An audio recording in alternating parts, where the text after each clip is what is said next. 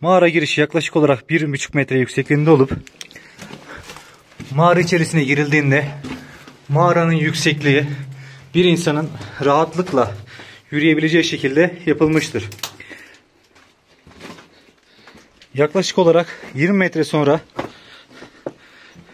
sol tarafa bir koridor uzanmakta ve koridor kapalıdır. Yaklaşık 25 metre sonra sağa ve sola iki koridor uzanmaktadır. Her iki koridorunda sonu kapalıdır. Yapılan AT faaliyetinde 28 adet 107 milimlik çNR mühimmatı tespit edilmiştir.